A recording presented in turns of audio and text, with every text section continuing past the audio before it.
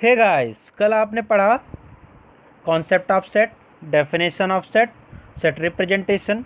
आज हम पढ़ेंगे मेथड्स ऑफ सेट। ठीक है, उससे पहले आपने एक एग्जांपल देखा था इलाहाबाद, जिसमें दो कॉन्सेप्ट थे। पहला ये कि अगर क्वेश्चन में ही गिवन हो एलिमेंट्स कैपिटल लेटर्स में, तो हम सेट को रिप्रेजेंट करते टाइम उसको कैपिटल लेटर में ही लिखते हैं। और दूसरा ये कि अगर एलिमेंट्स बहुत सारे दिए हुए हैं, मतलब एक से अधिक बार है, तो हम उसको एक ही बार लिखते हैं, मतलब उसका रिपीटेशन नहीं करते हैं।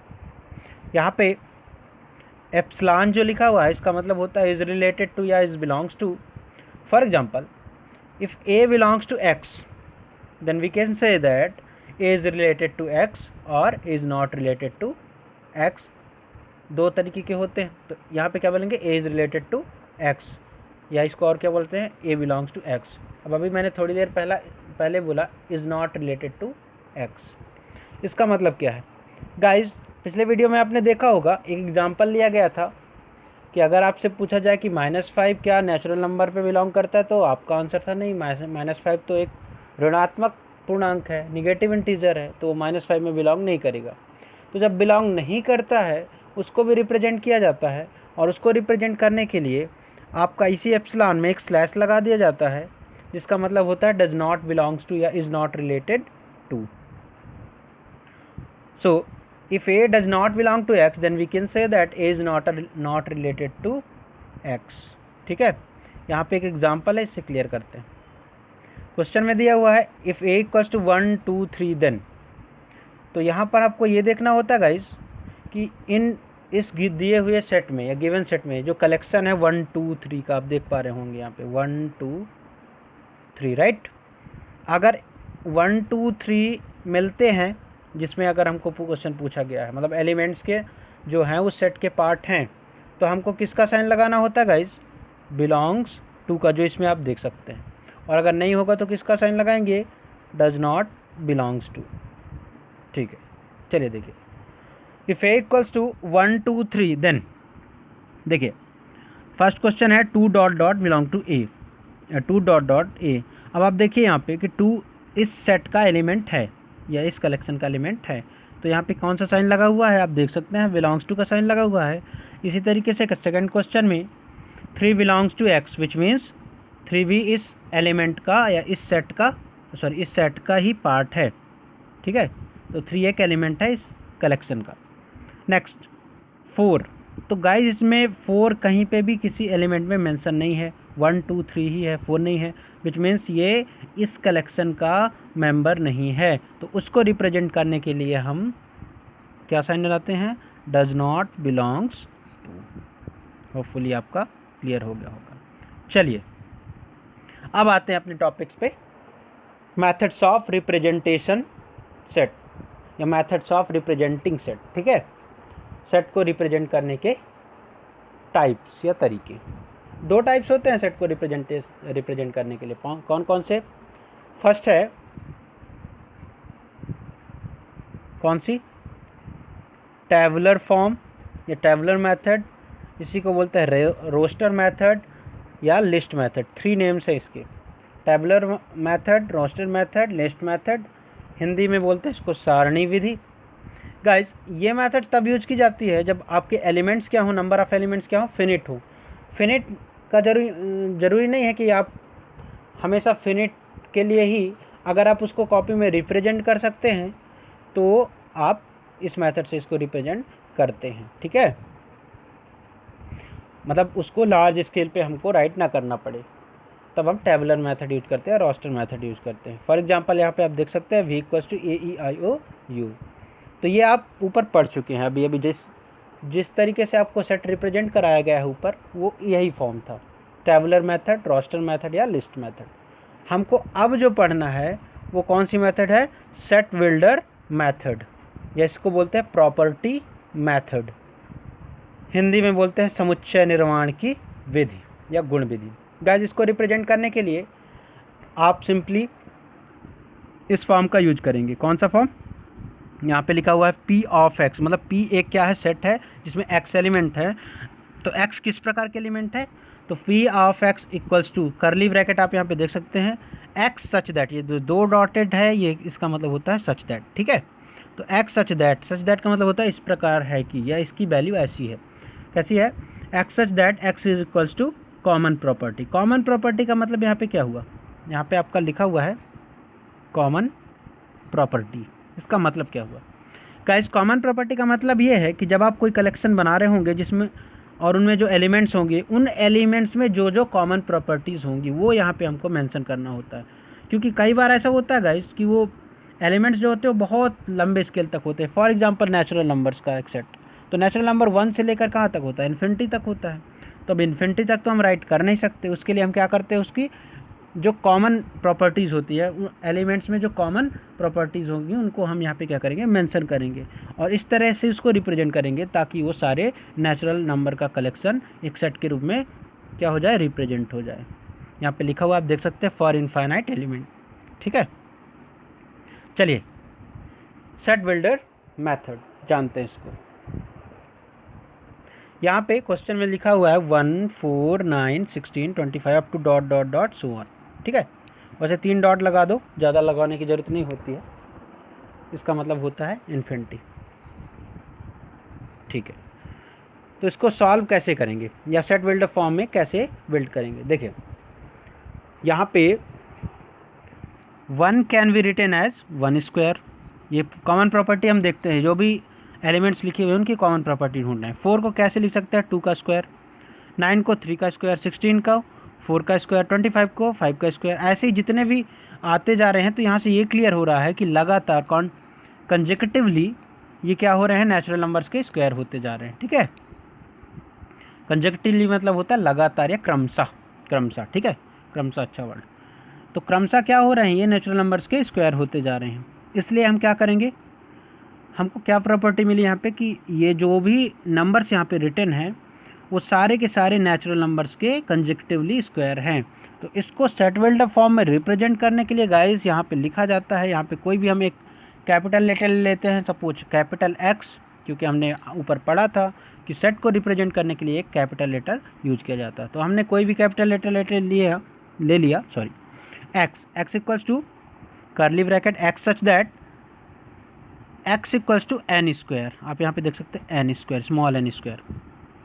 ठीक है, अब देखिए ये जो 1, 2, 3, 4 डॉट डॉट डॉट इन्फिनिटी तक है, तो अगर हम ऐसे लिखने बैठ जाएं तब तो कॉपी ख़त्म ही नहीं होगी। तो हमने मान लिया कि ये जो इन्फिनिटी तक एलिमेंट्स है, ये जो कलेक्शन है वो क्या है, एन है, स्मॉल एन।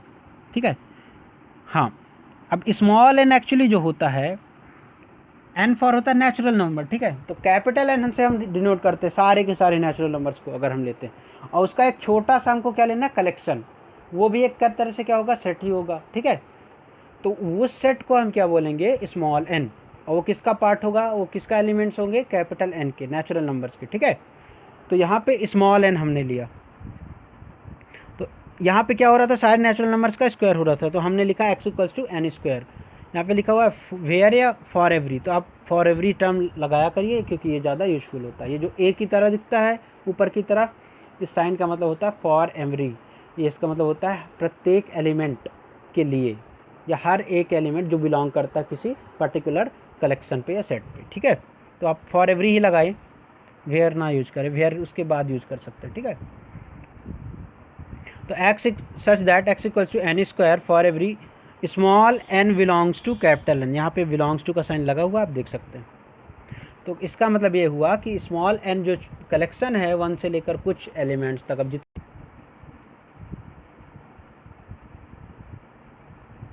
और जो कैपिटल एन है वो क्या है, पूरा एन तक के नेचुरल नंबर्स का सेट है, जो मतलब जितना भी 1 से लेकर इन्फिनिटी तक है। यहाँ पे आपके लिखा भी हुआ है n equals to 1, 2, 3, 4 dot dot dot up to so on. चलिए एक और एग्जांपल लेते हैं, 1, 8, 27, 64, 125। देखिए गाइस, अब इसमें देखना है कि इनमें कॉमन प्रॉपर्टीज़ क्या है। तो 1 can be written as 1 cube, right. 8 can be written as 2 cube, क्योंकि 2 इंटू 2 इंटू 2, 2 2 जा 4, 4 2 जा 8।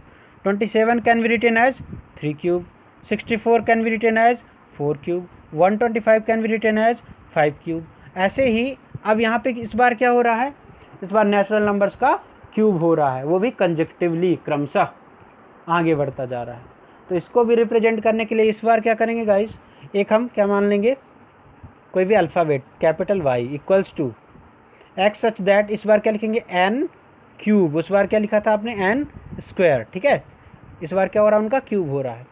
यहाँ पे जो a की तरह ये साइन दिख रहा है क्या है, for every small n belongs to capital N, और स्मॉल n क्या है यहाँ पे, नेचुरल नंबर्स के कुछ एलिमेंट्स का कलेक्शन, ठीक है। और यहाँ पे n का मतलब क्या होता है, नेचुरल नंबर्स 1 2 3 4। तो इस तरह से इसको सेट बिल्डर फॉर्म में रिप्रेजेंट किया जाता है। हाँ, अब कुछ एग्जांपल्स ऐसे होते हैं गाइस जो इनफाइनाइट ना होने के बाद भी हम उनको सेट बिल्डर फॉर्म में राइट कर सकते हैं। क्यों? क्योंकि उनमें कॉमन प्रॉपर्टीज़ हम देख सकते हैं। चलिए इस क्वेश्चन को हम देखते हैं। इस क्वेश्चन को अगर आप ध्यान से देखिए तो हो क्या रहा है गाइस, इसमें लिखा हुआ है 1/2, 2/3, 3/4, 4/5। तो 1/2 का मतलब ये हुआ कि जो भी आपका न्यूमरेटर है, न्यूमरेटर का मतलब होता है अंश, P/Q के रूप में लिखते हैं ना आप किसी फ्रैक्शन को, ऊपर वाले को पढ़ते P, नीचे वाले को Q। तो न्यूमरेटर क्या हुआ P और डिनोमिनेटर हुआ Q। तो P में क्या हुआ, P में क्या हुआ, 1 ऐड हुआ, तो उससे क्या आ गया, नीचे वाला न्यूमरेटर, ठीक है, आ गया ना। आप देखिए कैसे, यहाँ पे 1 लिखा हुआ है ऊपर, है ना, 1 में 1 ऐड किए तो क्या आ गया, 2 आ गया। फिर लिखा हुआ है अगले वाले में देखिए 2/3, तो 2 में अगर 1 ऐड करेंगे अब तो क्या आ जाएगा, 3 आ जाएगा। तो ये 2 ऊपर था न्यूमरेटर में और 3 कहाँ लिखा हुआ है, ये देखिए आप, ये डिनोमिनेटर में, ठीक है। तो विच मीन्स जो आपका अंश है या न्यूमरेटर है उसमें 1 ऐड करने पर क्या फाइंड हो रहा है हमको, डिनोमिनेटर फाइंड हो रहा है। ऐसे ही देखिए आप 3/4, 3 में आप 1 ऐड करेंगे तो क्या मिलेगा 4, 4 में आप 1 ऐड करेंगे तो क्या मिलेगा 5। तो मतलब इसका क्या हुआ, इसका मतलब ये हुआ गाइस कि न्यूमरेटर में 1 ऐड करने पर हमको डिनोमिनेटर मिल रहा है सारी के सारे एलिमेंट्स में, मतलब ये उनकी सारी की सारी एलिमेंट्स की कॉमन प्रॉपर्टी है। चलिए इसको रिप्रेजेंट कैसे करेंगे सेट बिल्डर फॉर्म में। कोई भी एलिमेंट्स हमने लिया z equals to x such that, अब यहाँ पे देखिए अगर ये क्या है, नेचुरल नंबर्स है, कौन से ऊपर आप देखिए न्यूमरेटर में आप देखिएगा 1 2 3 4 है ना, ये सारे के सारे नेचुरल नंबर्स है, कहाँ से कहाँ तक लेकर 1 से लेकर 4 तक हैं। तो हमने ले लिया ये n है, तो नीचे क्या हो रहा है, n+1 हो रहा है। तो वही प्रॉपर्टी हमने यहाँ पे मेंशन की है कि x इक्वल्स टू n/n+1। अब यहाँ पे गाइज अभी आपने 2 एग्जांपल जो देखे थे वहाँ पे सेट किया जा रहा, कलेक्शन कहाँ पे जा रहा था, इन्फिनिटी तक, लेकिन यहाँ पे कहाँ जा रहा है, इन्फिनिटी तक नहीं है, ये बाउंडेड है कि 1 से लेकर हमको कहाँ तक ही जाना है, 4 तक ही। तो उसको मेंशन करने के बाद एक हमको लिमिट लगानी पड़ती है। चलिए देखते कैसे। तो यहाँ तक तो आपने पिछली बार भी किया था, कॉमन प्रॉपर्टी राइट की, उसके बाद आपने क्या लिखेंगे, फॉर एवरी, कॉमा लगाने के बाद for every small n belongs to capital N, और यहाँ तक छोड़ देते थे। इस बार नहीं छोड़ा जाएगा, क्यों, क्योंकि पिछली बार जो हम लिखते थे small n belongs to capital N, तो कैपिटल N क्या होता था, एक इनफाइनाइट नंबर्स का, नेचुरल नंबर्स का सेट होता था, ठीक है। इस बार ये जो नंबर है वो नेचुरल नंबर्स का सेट तो है लेकिन इनफाइनाइट नहीं है। कहाँ से कहाँ तक है, 1 से लेकर अप टू 4 तक है, ठीक है। तो हम यहाँ पे क्या लगाएंगे, एक लिमिट, कैसी लिमिट लगाएंगे गाइस, कि n is less than equals to 4, मतलब n की वैल्यू या तो 4 से छोटी होगी या 4 के इक्वल होती है। लेस देन इक्वल्स का मतलब क्या होता है, या तो इस तरफ जो नंबर लिखा हुआ होगा इससे छोटा, या तो फिर उसके इक्वल। तो यहाँ पे क्या साइन बना हुआ है, n is less than equals to 4, मतलब n से छोटे नंबर नेचुरल नंबर्स और n के इक्वल भी। तो n के इक्वल तो 4 हो गया। अब n से छोटे नेचुरल नंबर्स कौन कौन से होंगे, 3 2 और 1। तो आपका जो लिमिट है, आपकी जो ये लिमिट है, ये इस कलेक्शन को आ गई कि नहीं आ गई, 1 से लेकर 4 तक के एलिमेंट आ गए। तो इसी तरीके से सेट को रिप्रेजेंट किया जाता है। एक और एग्जांपल लेते हैं, ये भी फिनिट नंबर का ही सेट है, 1/2, 2/5, 3/10, 4/17 एंड 5/26, ठीक है। चलिए इसमें देखते क्या हो रहा है गाइज। आप इसमें देखेंगे 1/2, इसमें एक्चुअली हो क्या रहा है, देखिए 1/2। तो अगर हम जो न्यूमरेटर में 1 है न्यूमरेटर में जो 1 है इसका स्क्वायर करके इसमें 1 ऐड कर रहे हैं, तो क्या फाइंड हो रहा है हमको, डिनोमिनेटर, या डिनोमिनेटर को और क्या बोलते हैं, हर।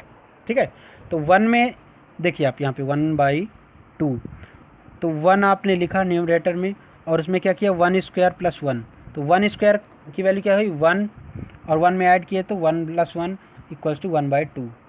चलिए इसका अगला एग्जाम्पल देखते हैं 2/5।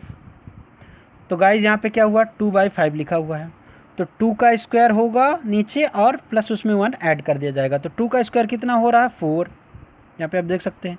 इसमें 1 ऐड किए तो कितना हो गया 5, तो आंसर टोटल क्या आ गया 2/5। ठीक है, नेक्स्ट है 3/10। 3/10 को आप क्या लिख सकते हैं 3 स्क्वायर प्लस 1, और 3 स्क्वायर का मतलब 9, 9 का प्लस 1 = क्या हो गया 10, तो 3/10। फिर क्या लिखा हुआ है 4/17, 4 का स्क्वायर करेंगे तो 16 और उसमें 1 ऐड किए तो 17। ऐसे क्या है 5/26, तो 5 का स्क्वायर आप करेंगे, न्यूमरेटर का स्क्वायर कर रहे हैं आपको पता होगा, अंश का स्क्वायर कर रहे हैं उसमें 1 ऐड कर रहे हैं, तो हमको हर प्राप्त हो रहा है, मतलब न्यूमरेटर में 1 ऐड करने पर डिनोमिनेटर फाइंड हो रहा है। तो 5 का स्क्वायर किए 25, 25 में 1 ऐड किए 5/26, तो आ गए ना। तो अब इनमें हुआ क्या, प्रॉपर्टी क्या हुई, कॉमन प्रॉपर्टी इसमें ये आई कि जो भी नेचुरल नंबर्स हैं ऊपर कहाँ तक लिए गए हैं ये भी थोड़ा देख लीजिए, इन्फिनिटी तक नहीं है, 1 से लेकर 5 तक हैं ये सारे के सारे नेचुरल नंबर्स। ठीक है, तो 1 से लेकर 5 तक के जो कंजेक्टिव नेचुरल नंबर्स हैं, क्रमशः नेचुरल नंबर्स हैं, उनमें क्या हो रहा है डिनोमिनेटर में तो वो सेम रह रहे हैं, न्यूमरेटर में तो वो सेम रह रहे हैं, डिनोमिनेटर में उनका स्क्वायर होकर उन पर एक ऐड हो रहा है। तो अगर हम जो न्यूमरेटर में जो नेचुरल नंबर है उसको अगर हम स्मॉल n से रिप्रेजेंट करें तो डिनोमिनेटर को कैसे रिप्रेजेंट करेंगे n² + 1, जो कि आप यहाँ पे देख सकते हैं। तो चलिए सेट कैसे बनाएंगे, c = यहाँ हमने कोई सा भी एक कैपिटल लेटर ले लिया, c = x such that x = curly bracket आप जरूर लगाएं हमेशा से ही जब भी आप सेट बिल्डर फॉर्म में लिखें, x such that x = n/n² for every, मतलब हर एक एलिमेंट n का प्रत्येक एलिमेंट जितने भी एलिमेंट है वो सारे के सारे किस में बिलोंग कर रहे हैं, small n belongs to capital N, मतलब जितने भी स्मॉल n के जो नंबर्स हैं 1 से लेकर 5 तक ये किन के मेंबर है, ये नेचुरल नंबर के मेंबर। तो नेचुरल नंबर को हम किससे रिप्रेजेंट करते हैं, कैपिटल N से। ठीक है, और यहाँ पे हमको लिमिट भी लगानी पड़ेगी इस बार कहाँ तक लिमिट लगेगी 5 तक। ठीक है, तो कैसे लिखेंगे कि 1 से लेकर 5 तक के हमें नंबर आ जाएँ, तो n इज़ <= 5, ध्यान रखिएगा केवल लेस देन लगाए तो फिर वो 5 से छोटा हो जाएगा, 4 से होगा 4 3 2 1 या 1 2 3 4। ठीक है, लेकिन जब आपने लेस देन के नीचे इक्वल टू का भी साइन लगा दिया तो उसमें 5 भी क्या हो गया इंक्लूड हो गया। तो चलिए आपका इसी तरीके से सेट का जो एक्सरसाइज 1.1 के लिए जो ज़रूरी कॉन्सेप्ट था वो क्लियर हो चुका है। अगले वीडियो में हम एक्सरसाइज 1.1 के कुछ क्वेश्चंस सॉल्व करेंगे। ठीक है।